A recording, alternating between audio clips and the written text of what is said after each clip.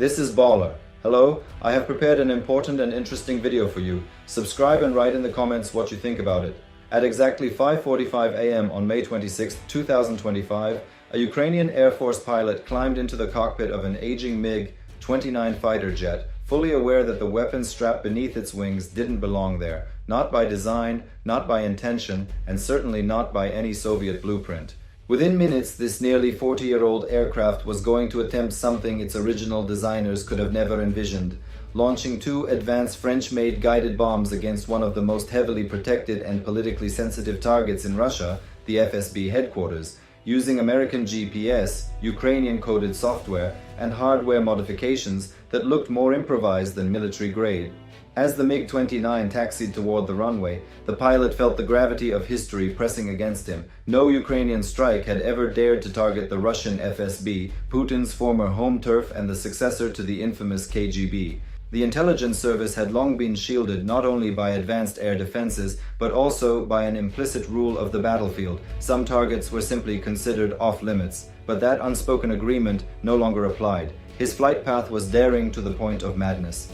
To avoid radar detection, he'd fly skimming just above treetop level before suddenly climbing to 5,000 meters to release the bombs. That maneuver would expose him like a flare on every radar from Belgorod to Moscow. From the moment of his climb, he would have mere seconds to release his payload and dive back to safety before Russia's elite S-400 air defenses had a chance to react.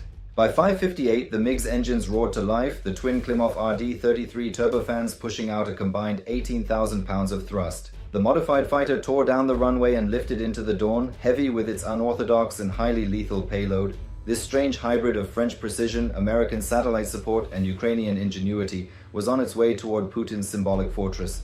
Flying at just 15 meters above the ground, the MiG raced across Ukrainian countryside so low that its exhaust bent wheat fields and scattered birds. The pilot wrestled with his controls, weaving between power lines, dodging buildings, and staying hidden from the Russian radar systems that blanketed the border region. He was operating in a razor-thin margin of safety, relying on terrain masking and the curvature of the earth to remain invisible.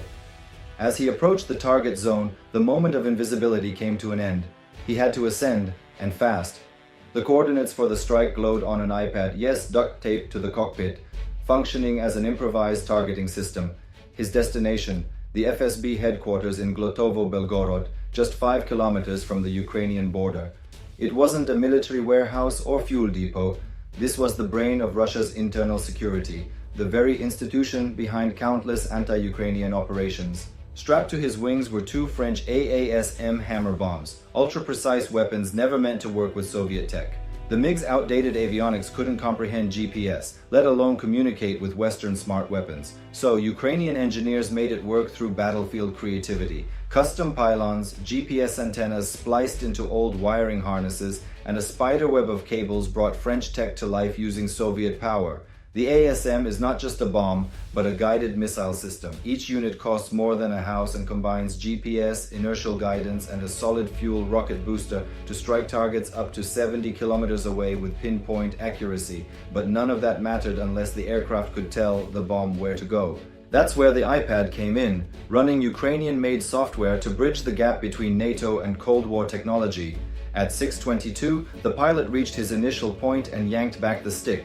The MiG surged upward, passing 5,000 meters as every radar in Western Russia lit up with his signal. Alarms screamed in the cockpit as S-400 radars locked on. He had maybe 45 seconds, but Russia's playbook wasn't written for this kind of attack. They expected high-flying bombers or predictable cruise missiles, not a Soviet fighter tossing smart bombs in a Cold War-style maneuver. At the release point, his iPad confirmed their launch parameters. Two deep thuds rocked the jet as the bombs fell away. He immediately rolled, inverted, and dived back to treetop level, vanishing from radar just as two Russian interceptor missiles roared into the sky, too slow to catch him as he zigzagged home. The ASM bombs, meanwhile, were doing what they were designed to do, flying themselves. With rocket motors ignited, GPS locked, and inertial systems humming, they adjusted trajectory in real time, curving through the sky toward Glotovo. At their peak, 8 kilometers above ground, they became something more than weapons. They became proof of what modern warfare had become. Their impact was devastating. The first bomb's radar fuse triggered at precisely the right moment, calculating the angle, speed, and delay to ensure maximum damage. It plunged through the roof, its shaped charge carving molten copper through concrete and steel.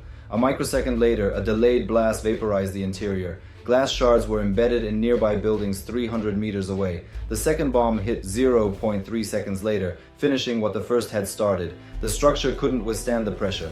One floor collapsed onto the next, then another. Within seconds, the headquarters of one of the most feared agencies in Russia was reduced to a smoldering ruin. At that same time, Russian radar crews were still scrambling. One S-400 battery commander watched his system's success probability collapse as the bomb's steep dive made them nearly invisible to radar. The 48 N-6 missiles designed to down bombers couldn't cope with bombs falling like meteors. They detonated into empty sky.